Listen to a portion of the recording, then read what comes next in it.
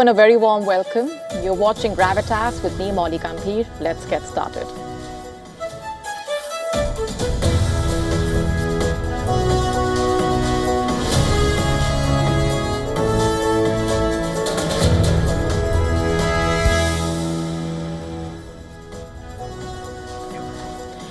Our top focus tonight on Gravitas. India's National Investigation Agency, NIA, has launched a massive anti-terror crackdown spanning across multiple locations.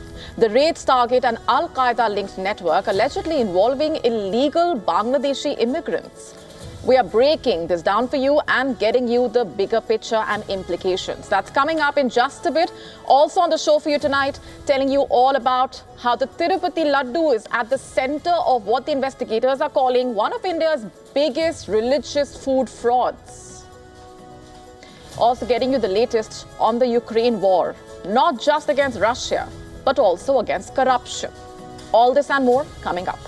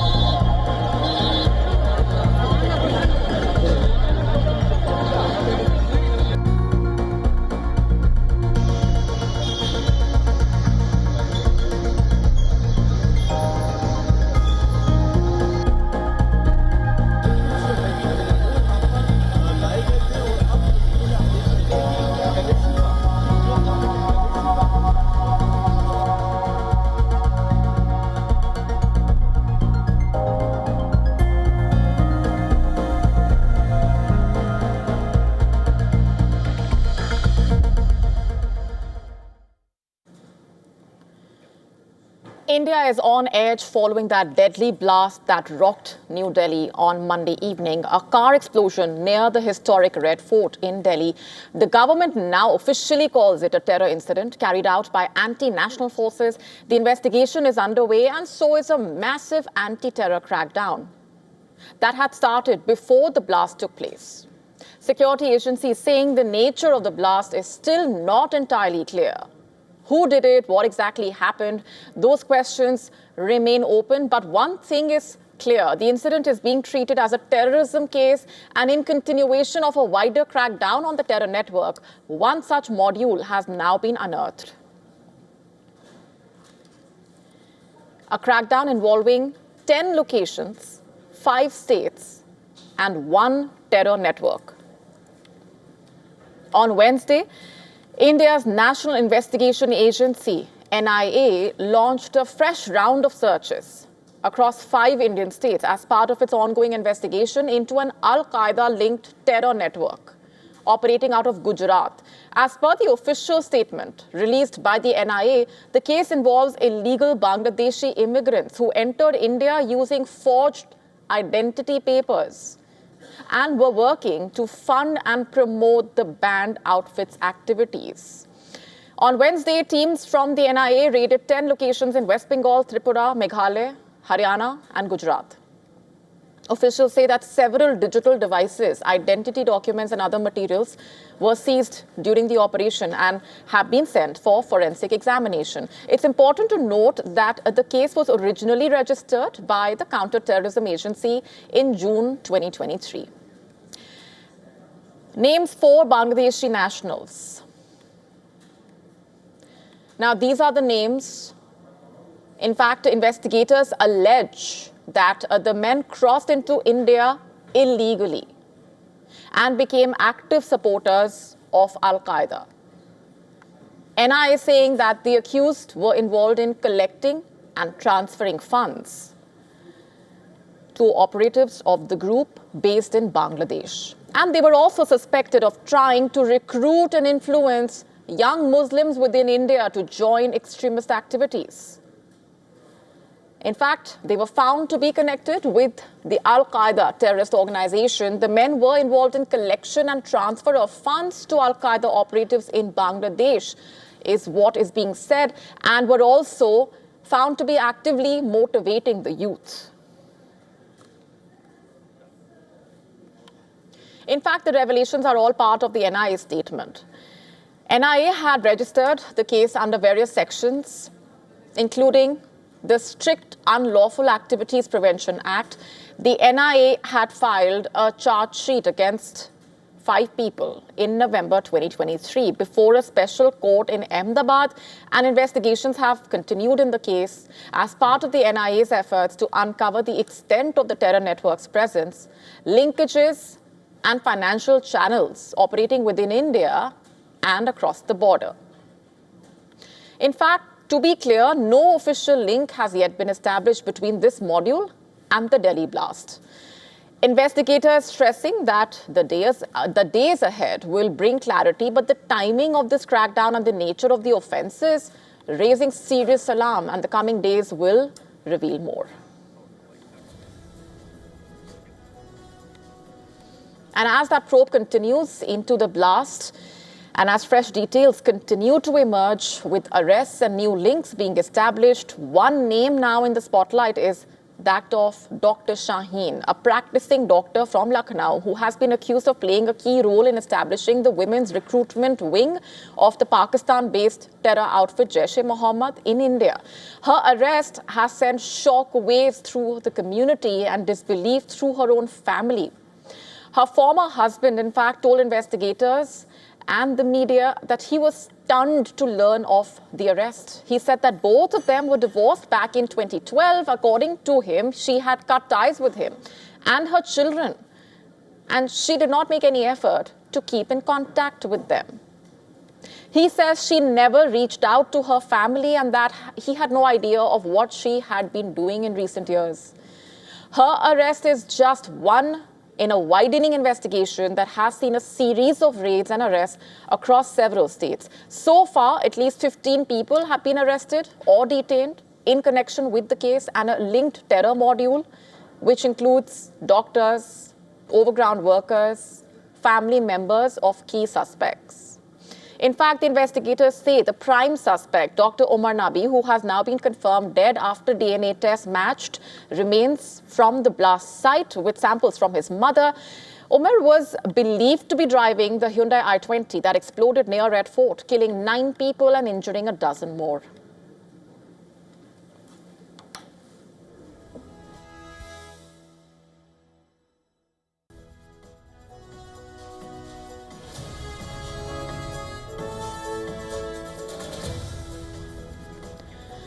The investigation has since uncovered another crucial lead, a red Ford EcoSport registered in Dr. Omar's name. It was found abandoned outside a house in Faridabad. Police believe that the car may have been used for reconnaissance before the explosion. The vehicle was examined by a National Security Guard bomb disposal unit, and nearby homes were evacuated as a precaution.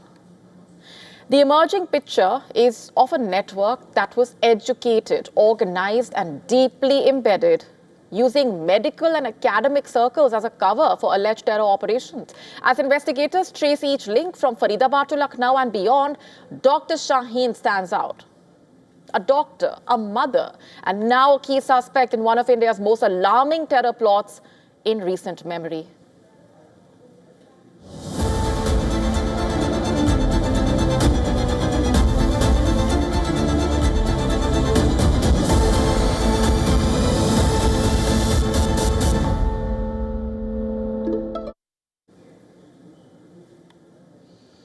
Shifting focus for now. For over 300 years, the sacred laddu offering of the temple, Tirupati temple, has been a symbol of purity, devotion. For the devotees, it's not just a sweet, it's an offering of faith. It holds a lot of meaning. But that faith has now been shaken by what the investigators are calling one of India's biggest religious food frauds. A Supreme Court-appointed special investigation team has uncovered that fake, adulterated ghee worth 250 crore rupees was supplied to the temple between 2019 and 2024, corrupting the holy kitchen of India's richest temple.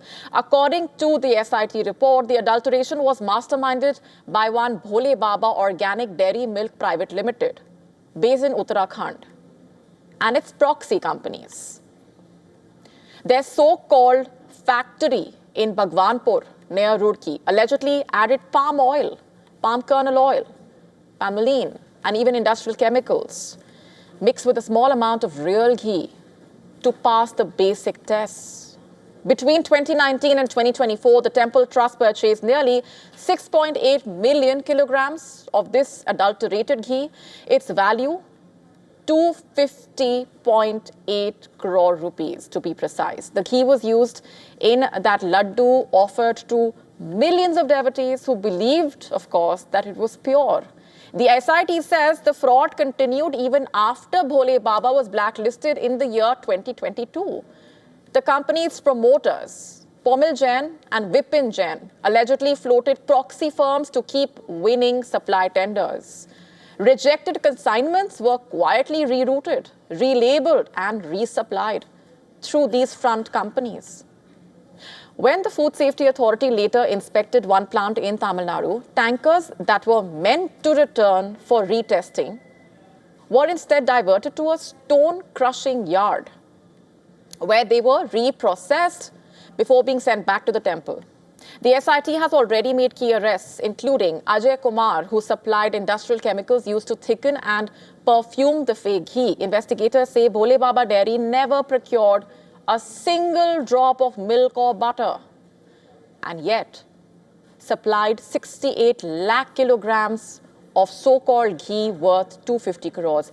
The SIT calling it a fully fake factory, a shell operation that churned out industrial oil and chemicals, not pure desi ghee. If you thought that's all, it gets worse. The money trail revealing more. A 50 lakh rupees Hawala transaction has reportedly been traced to the aide to former TDD chairman, Y.V. Subbareddy, accused of taking kickbacks to approve contracts. Both Chinnapana and several company directors, in fact, are now under arrest. The SIT has also questioned former temple executive officer A.V. Dharmareddy for alleged lapses in quality control. Reports saying that he was questioned for over 9 hours over how a blacklisted dairy supplier continued to supply adulterated ghee through proxy companies. Reddy was reportedly interrogated on who verified the quality of the ghee, why were red flags ignored, and how exactly did fake firms bypass every layer of scrutiny. Despite early warnings, including a 2022 CFTRI lab report confirming adulteration, supplies of fake ghee continued until 2024. Officials allegedly ignored red flags and allowed the product into the sacred kitchen, where 300,000 laddus are prepared every day for the devotees. And with the uncovering of this massive food fraud, of the industrial oils, of forged tenders and political complicity, today the faith of the devotees has been betrayed. And how? The SIT calls it a deliberate assault on the belief of millions. The investigation continues and more arrests are likely.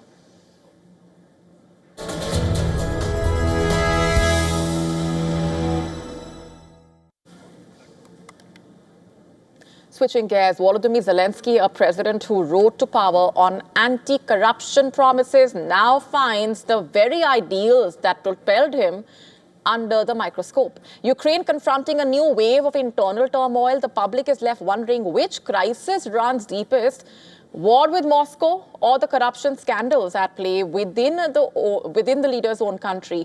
Our next report getting you the complete story.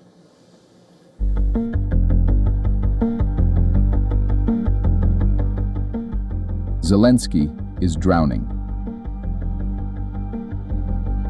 The Ukrainian president fights a war on two fronts. The front line against Moscow and the fight at home, and on both sides, the situation looks grim. 6 years into his presidency, the problems at home refuse to fade.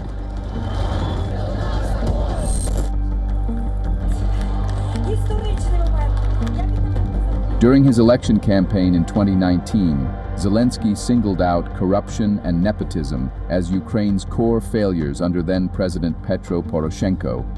He built his campaign on fighting graft. Now, Zelensky finds himself under the same criticism, pulled into a sweeping probe. The biggest corruption scandal in Ukraine, the one which is slowly corroding Kyiv from within.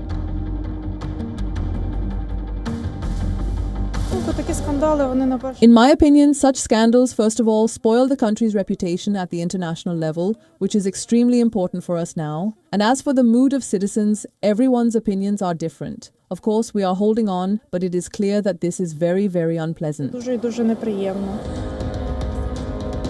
latest blow comes from inside his own ranks. Ukraine's energy and justice ministers have stepped down amid a major probe into the energy sector. Anti-corruption bodies accuse several people of steering a scheme to embezzle about $100 million, tied to Enerhoatom, the national nuclear operator. Some named in the case are current or former aides of Zelensky.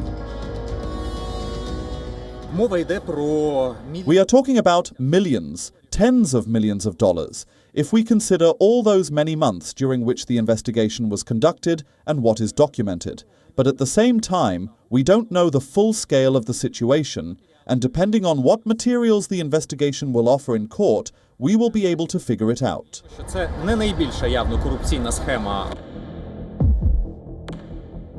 The National Anti-Corruption Bureau of Ukraine and the Specialized Anti-Corruption Prosecutor's Office say that the investigation shows government insiders involved into the scandal.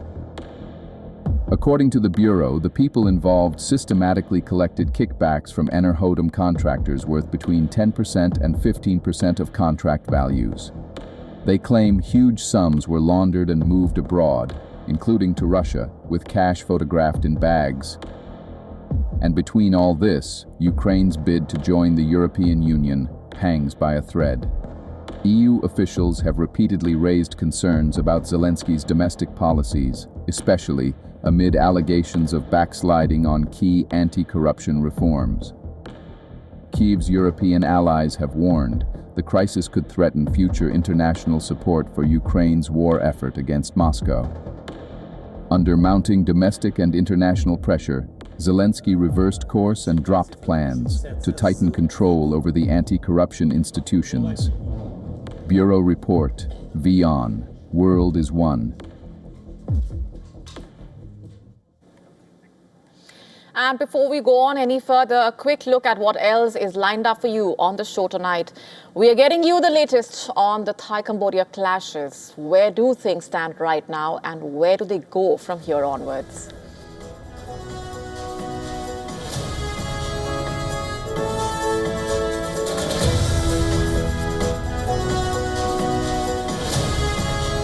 Who are Japan's so-called muscle girls who are challenging the beauty norms? We are telling you all that you need to know.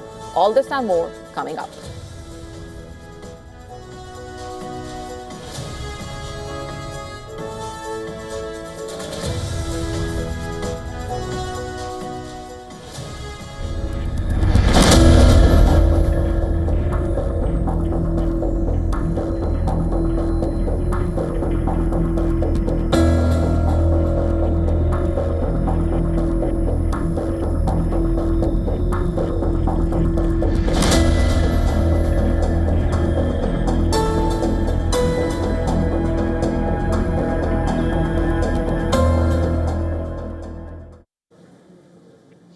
On to the United States now, where there's been another twist in the H-1B visa saga. That's right. In fact, a day after US President Donald Trump defended the H-1B visa program, now the Treasury Secretary Scott Bessent has said the vision is to bring in skilled overseas workers who train Americans and then go back home. Let's just break this down for you further.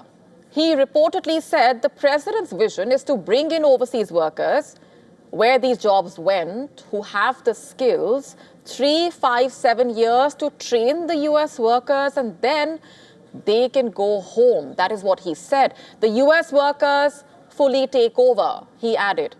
Now, Bissell said this in an interview to Fox News reportedly on Wednesday. Basically, just to contextualize this for you, he was asked about Trump's latest remarks on the H-1B visa program. Remember, the president said America has to bring in talent since it does not have certain talents. Bissell has said this idea of overseas partners coming in, teaching American workers and then returning home is a home run, adding that Americans cannot have those jobs now because they haven't built ships in the US for years. They haven't built semiconductors, he says, reportedly. Remember, Trump defended the H-1B visa program, basically saying America has to bring in talent from around the world. This was in an interview on Fox News, reportedly. That's not even all. A day after the US president defended the H-1B visas, the Secretary of Department of Homeland Security has said that America is going to keep using the visa programs and noted that more foreign-born people are becoming naturalized citizens under the Trump administration.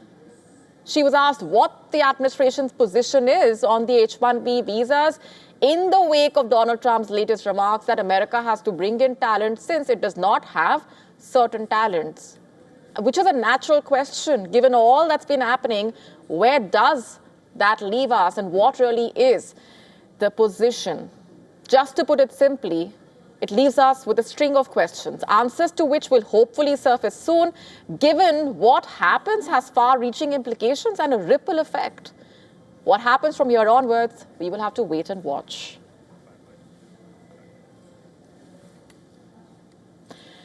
And US President Donald Trump has now formally asked Israel's president to pardon Prime Minister Benjamin Netanyahu, calling the corruption trial against him political lawfare.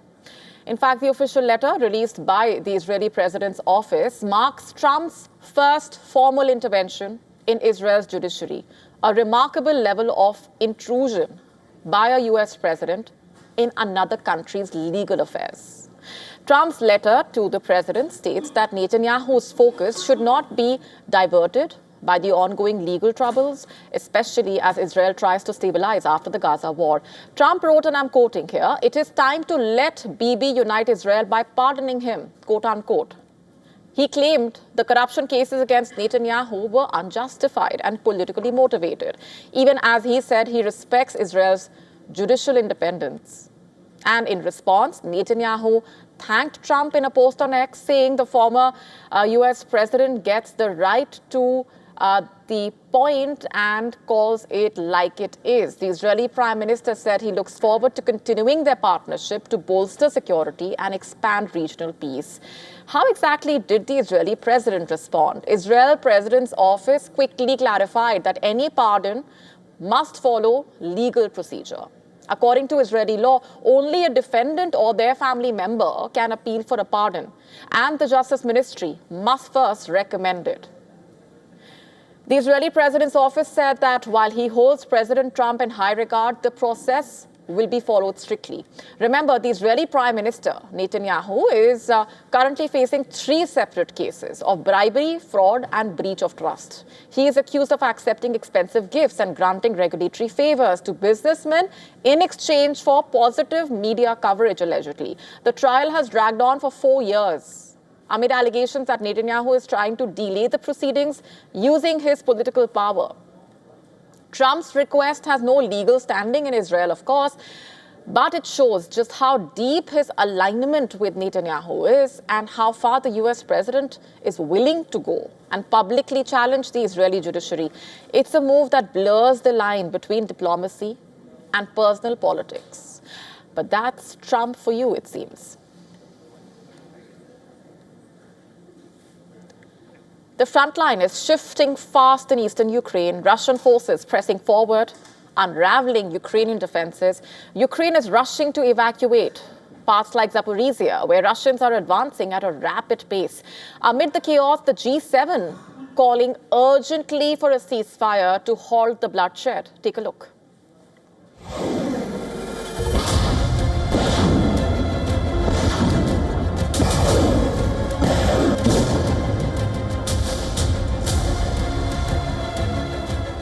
The battle for Ukraine enters a brutal new phase. Ukraine's front lines are collapsing faster than they can be rebuilt. Russian armored columns are slicing through the south, towns falling one after another. With attention fixed on the Donbas, where Russian forces are driving hard towards Pokrovsk, a parallel crisis has erupted hundreds of kilometers south in Zaporizhia.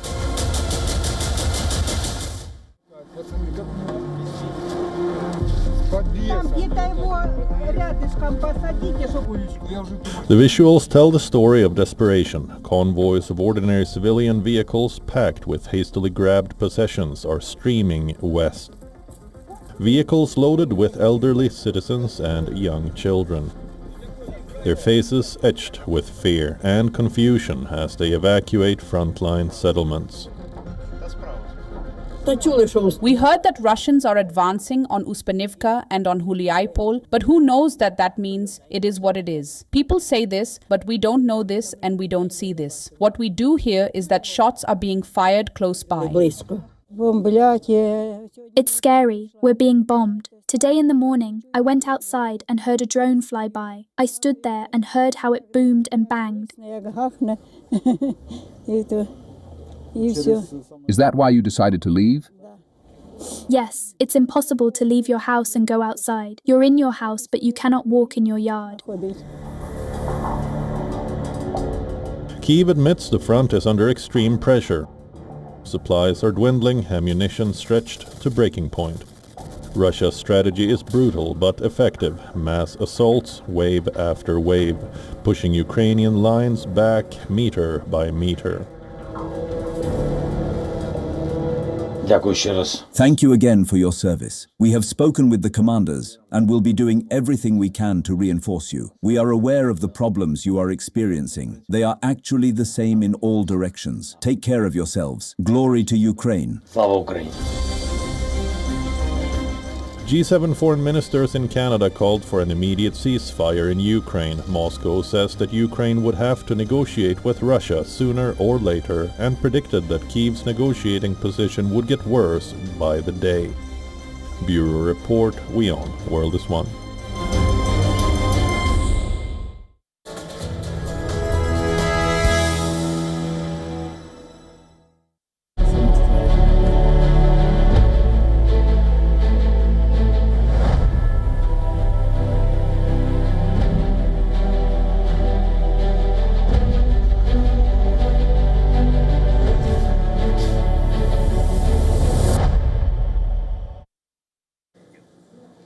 Switching gears for now, in Zanzibar, nearly half the population once lived without electricity. Now, a group of women are changing that.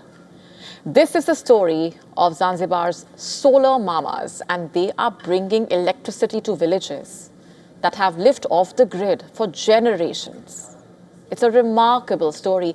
These solar mamas learn to wire, install and repair solar panels, often with little or no formal education. Take the case of Hamna Silima, a mother of 8 who once relied on kerosene lamps so her children could study after dark. And today her home glows through the night, powered entirely by the sun. The transformation is being led by Barefoot College International, a school training local women, many of them grandmothers, to become solar engineers. Core focus was bringing lights to the rural communities. All the villages which were not yet connected by the grid, we would select women from there, we'll give them light. Similarly, Tatu Omari says she knew nothing about tools when she started out, and now she installs solar kits that power entire homes. When I arrived at the Solar Barefoot College, many things were unfamiliar to me. And for many of these women, their journey is as transformative as the light they bring. Take the case of Khaljiza Khaija, once an unemployed widow, mocked for doing a man's job, and today her work is admired and she's inspiring others to join as well. At first, if you tell someone you're going to work, they would ask which job. And if you told them you climb up there, they were astonished and say, that is men's work. How come a woman is doing it? Currently, they understand my value and the fruits of my work. They see it as any other job. Now they want me recommend them as well. In villages where kerosene lamps were once the only light, this is about more than just electricity, of course. It's about health, safety, empowerment. And for many families, solar light means safety and stability. It means children can study through the night without smoke or even fear or any disruption, and across Zanzibar. My kids used to sleep with the kerosene lamp. I had to remove it every time they fall asleep.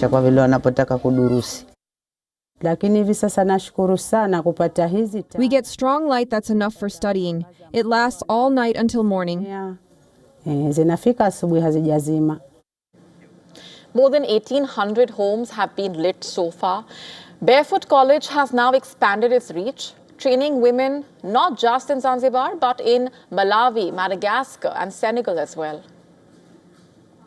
Used to seeing women nursing kids, cleaning, cooking, not going on the roof, put a panel and then the whole house is electrified. So for us, actually, it's not only empowering, but also it's building the sustainable communities. We are now expanding to East Africa and even Central and Southern part of Africa as well for training. Last 4 years, we trained women from Malawi to be solar engineers. Last year, we had 9 women from Somaliland. The solar mamas have started a revolution. What started out as a few solar panels on a rooftop has now become a symbol of empowerment, of sustainability, of hope. As they say, the greatest revolutions start out with a simple idea.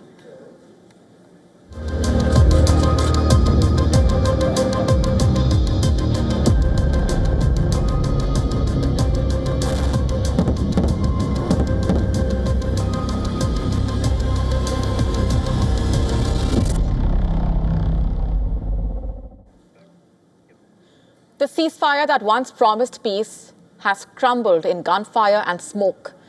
A deadly clash has erupted on the Thai-Cambodia border, shattering the Trump-brokered deal signed just months ago. The Cambodian Prime Minister, in fact, says 3 civilians have been injured and 1 killed. An ASEAN observer team visited the injured people. The Cambodian government officials called on Thailand to cease the use of force and also called for an independent investigation into the incident. That attack came after the Thai military had carried out numerous provocative actions over the past few days with the intention of inciting clashes. Both sides accusing each other of provocation and failing to uphold commitments. Earlier this week itself, Thailand paused implementation of a follow-on deal to wind down the hostilities, claiming a blast from a newly laid landmine had injured 4 of its soldiers. The Thai Foreign Ministry, in fact, said it had demanded an apology from Cambodia after accusing it of laying landmines. 5 days of combat erupted between the two sides this summer, remember, killing 43 people, displacing around 300,000. Before a truce backed by US President Donald Trump took effect, the dispute between Thailand and Cambodia centering on a century-old disagreement over borders mapped during France's colonial rule in the region, with both sides basically claiming a smattering of boundary temples. The stakes are as high as they could be. Thailand and Cambodia's economies and security are intertwined, but disputes over territory and sovereignty have bred mistrust. The failure of the Trump-brokered peace deal signals more instability ahead without urgent dialogue and confidence building. We'll be closely monitoring those developments.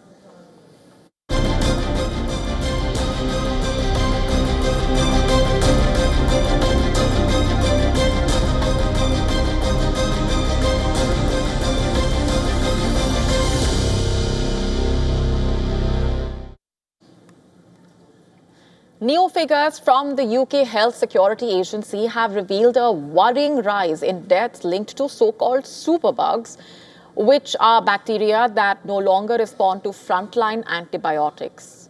Health experts say this trend highlights the growing threat of antimicrobial resistance. They say that it is one of the world's most serious public health challenges. When antibiotics are overused or misused, bacteria can evolve to survive treatment. Over time, these superbugs become harder and sometimes impossible to treat, leading to longer illnesses and more deaths.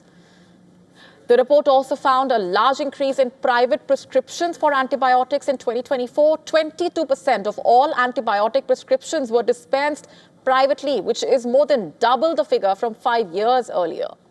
This surge is partly linked to the government's Pharmacy First scheme, which allows pharmacists to prescribe antibiotics for 7 common conditions like earache, sore throat, infected insect bites without patients needing to see a general physician.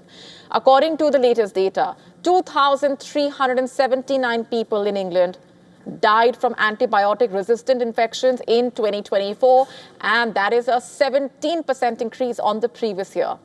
At the same time, the number of antibiotic-resistant infections rose sharply to more than 20,000 cases, averaging nearly 400 new cases every week. While the program was designed to ease pressure on doctors, experts are warning that easier access to antibiotics could accelerate resistance if not carefully managed. And in some cases, pharmacies prescribed antibiotics in 45% to 85% of consultations, depending on the illness. Global experts warn that antimicrobial resistance could cause up to 10 million deaths a year by 2050 if current trends continue. Let me just say that again, up to 10 million deaths a year by 2050 if the current trends hold.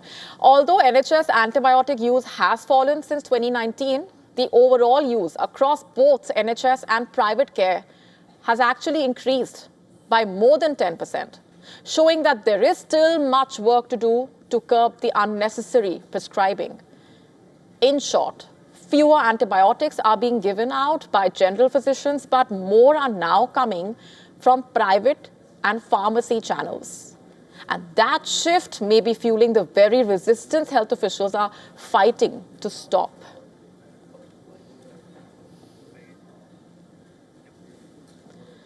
The great grinding machine of US government has finally ceased, leaving a void felt across the country. But 2,000 miles west, the crisis has taken a devastatingly real form. For the tribes of Montana, survival now depending on an animal they fought generations to restore. Take a look. This was a no-brainer. This was an easy extension. But they didn't want to do it the easy way. They had to do it the hard way. And they look very bad, the Democrats do. Donald Trump, flanked by aides and cameras, signed the deal that officially ended the longest government shutdown in US history. But even as the ink dried in Washington, the damage rippled thousands of miles away. For weeks, food aid was halted. Federal nutrition programs, lifelines for thousands, had simply stopped. As lawmakers in Washington, D.C. plodded towards resolution of the record-long government shutdown that interrupted food aid for tens of millions of people, tribal leaders in rural, impoverished reservations across the Great Plains were calling their cherished bisons to help fill the gap. Okay, this morning we're going to go ahead and harvest 3 buffalo for the 4 big tribes. During the government shutdown, the tribes are worried about how to feed the people, so they decided to bring down 30 animals to help feed the less fortunate. So that's what we'll be doing this morning. The bison stands tall in legend and memory. Once tens of millions thundered across these grasslands. Tribes risked everything to return the herds to the wild, investing millions of US dollars, forging alliances, denying droughts and politics. Now, shut out from federal help, they must slaughter a handful to keep their neighbors alive. village, we're half the town, so yeah, we borrow food from my mom almost every day. Yeah. And she already has a house full, so it's tough on her too, but she does what she can. Because there ain't no work around here. As Washington's gridlock finally ends, rural America is wrestling with haunting choices. The shutdown is over, but scars are remaining. Here, survival means sacrifice. The spirit of the bison, once again, carries a nation through hard times. Bureau Report, WION, World is One.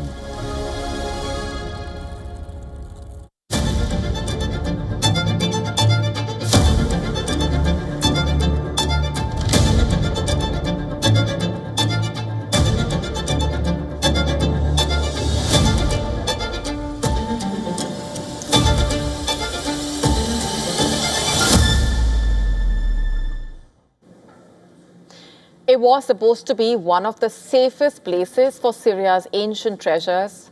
But earlier this week, the National Museum in Damascus became the scene of an art heist that left archaeologists and historians stunned, to say the least. Authorities saying at least 6 marble statues dating back to the Roman era were stolen in a break-in that appears to have been the work of just 1 or 2 people. The artifacts were all between 23 and 41 centimeters tall. They were taken from the museum's classical wing, that section that holds some of Syria's most valuable pieces of history. The museum staff discovered the theft on Monday morning after finding a door broken open from the inside. Investigators believe it wasn't the work of a professional crime network, but possibly an opportunistic job. And they are now questioning the museum staff as the probe gathers pace. The Culture Ministry has released photographs of the missing statues and appealed to the public for help, warning that time is critical before the artifacts vanish into the international black market. Syria's National Museum, founded in 1919, is a cornerstone of the country's identity, home to thousands of relics that trace more than 11,000 years of civilization, from the Paleolithic tools to Byzantine mosaics and Islamic art. The timing of the theft has also raised eyebrows. It comes just weeks after thieves disguised as construction workers pulled off a daring daylight robbery at the Louvre in Paris, stealing priceless French crown jewels. For Syria, the loss feels especially painful. 14 years of conflict have already devastated its cultural heritage. Every one of its 6 UNESCO World Heritage Sites has suffered damage. Groups like ISIS destroyed ancient temples that once drew visitors from around the world.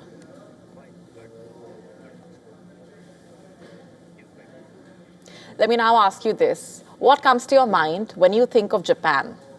You perhaps think of sushi, cherry blossoms, sumo wrestling, maybe video games, and a lot more. But a very different Japanese trend is exploding online, creating a lot of buzz. Meet the muscle girls. Who are they and how are they challenging beauty norms? Take a look.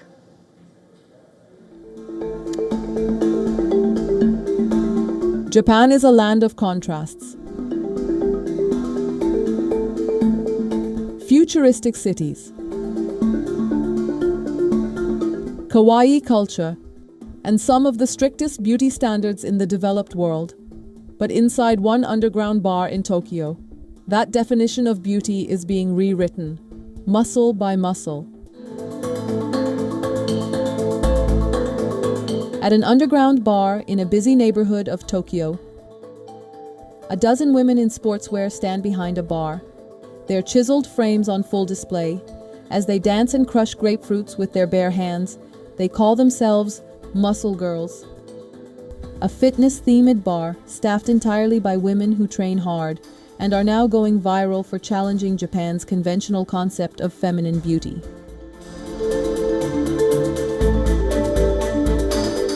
Since opening in mid-2020, Muscle Girls has been a hit with foreign tourists and domestic patrons alike. It draws about 100 customers a day who pay around $40 for an 80-minute show. The boys at middle school and high school told me, "Your legs are fat." They said it as an insult. Your legs are fat, you don't fit in your skirt. 足が太い。スカート似合わない。 Japan's obsession with being thin has shaped generations of young women. Magazines, influencers, school culture all feed the idea that beauty equals small, delicate, and almost weightless. でもこれは But I think that's something every Japanese girl goes through in her teens. They look at magazines and social media and think, I'm fatter than her, I'm no good. It's a lot. It's like a kind of mind control, a self-imposed mind control. This idea that skinny is beautiful, it's a curse. Just the fact we do weight training already sets us apart from regular Japanese women. It's a community where people who are a little unconventional can gather. I think so, and I think the others think so too. The bar is a place we all cherish. In the heart of Tokyo, the muscle girls are proving that beauty isn't fragile. Sometimes it's powerful, confident, and carved by choice.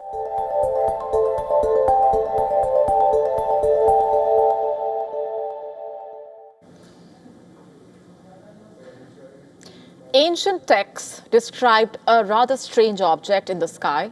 Astronomers have just worked out what it was. Scientists, for the first time, witnessed a supernova shockwave shooting through a dying star. Our next story telling you all about this.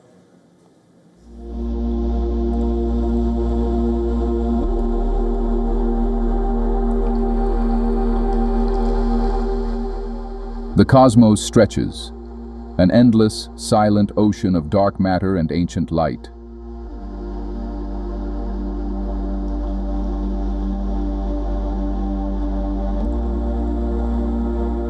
For millennia, humanity has gazed upon this void, searching for answers, seeking the moment of creation itself.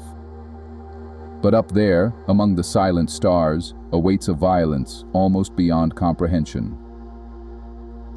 In a galaxy 22 million light-years away, a cosmic giant finally surrendered, and we caught it in the act. Using the European Southern Observatory's child-based Very Large Telescope, astronomers for the very first time observed the explosive birth of a supernova almost from its opening act. The doomed star, roughly 15 times the mass of our Sun, shed its outer shell in a blaze of energy and gas. But the blast wasn't neat and spherical. It bulged out like a vertical olive, distorted by a massive equatorial disk of gas that had surrounded it for years.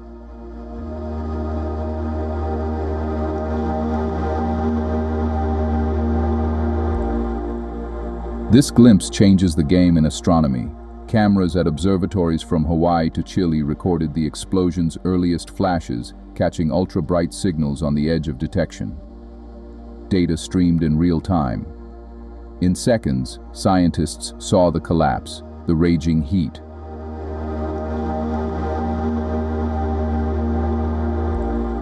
A cosmic storm unseen for 13 billion years since the universe was young. Such supernova explosions scatter heavy elements like iron and gold across space. They seed planets and maybe even life itself.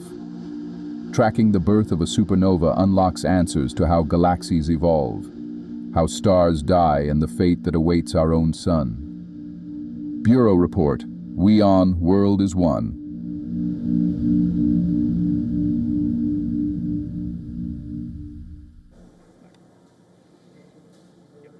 British acting legends Helen Mirren and Ian McKellen have launched a new digital learning platform aimed at bringing the centuries-old plays of William Shakespeare. The initiative, which transforms 10 of Shakespeare's most studied works into an interactive experience, has garnered vocal support from acting legends Helen Mirren and Ian. In fact, the curriculum is currently free for all UK state secondary schools. It puts students in the director's chair, guiding them through the creative process from rehearsals to opening night, starting with Macbeth, followed by Romeo and Juliet in early 2026. But all my discovery of Shakespeare was not in the classroom, but was by doing the plays, acting in them, thinking about them, talking about them with other enthusiasts. And that seems to me the spirit behind the curriculum. Oscar winner Helen Mirren championed the platform as a tool to aid struggling educators. And I was very lucky because when I was about 15, I was taken to see a production of Hamlet. And I fell in love with Shakespeare, just like that. You know, you're so ripe for Shakespeare when you're 13, 14, 15, 16 years old. It's the perfect age to be exposed to Shakespeare. But as has been pointed out, the teaching of Shakespeare in schools has been, you know, I think teachers have done their very, very best, really struggled, tried to make it alive and relevant. But it's very, very difficult when you're dealing with that kind of language. The platform is currently confined to the UK. The new Shakespeare curriculum will be a 24-part digital learning platform, basically, and it has been designed to transform how students engage with the plays.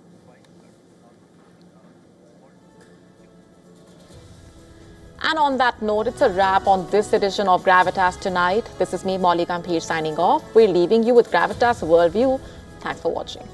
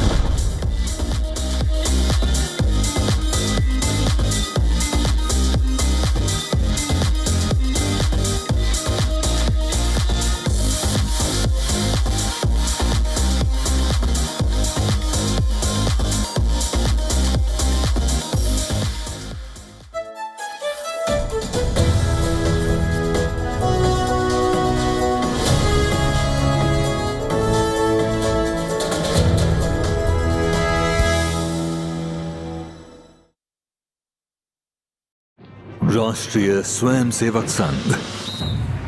To some, it's an extreme ideology. To others, it's the very soul of India. To some, it's rebellion. To others, it's a principle of nation building. Coming soon to challenge perceptions in RSS centenary year, Kesariya at 100.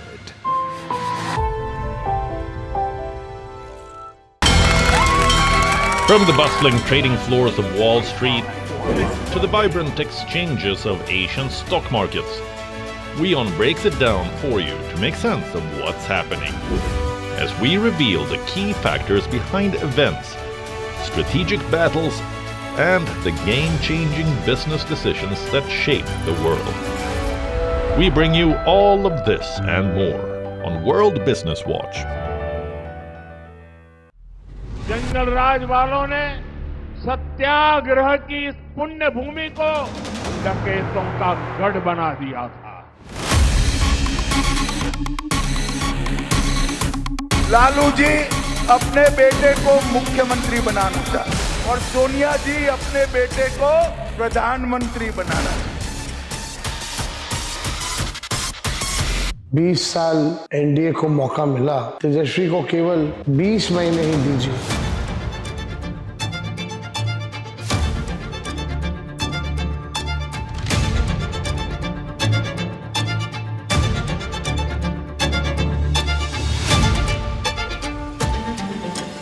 अगर आप कहोगे नरेंद्र मोदी जी आप ऐसा drama करो vote के लिए, वो कर देंगे। लालू नीतीश मोदी तीनों चल गए तो कौन बचा?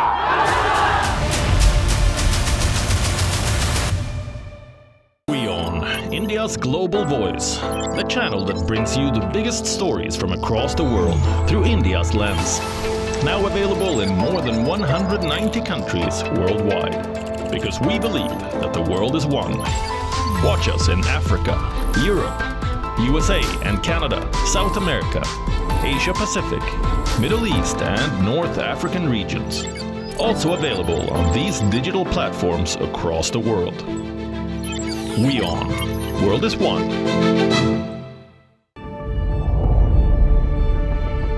The Earth is sending distress signals. Wildfires, droughts, and melting glaciers. Can we reverse the damage? Explore the harrowing effects of climate change. It's a wake-up call. Global emergency. Climate Tracker on WION World is One. Rashtriya Swayamsevak Sangh. To some, it's an extreme ideology. To others, it's the very soul of India. To some, it's rebellion. To others, it's a principle of nation building. Coming soon to challenge perceptions in RSS Centenary Year, Kesariya at 100.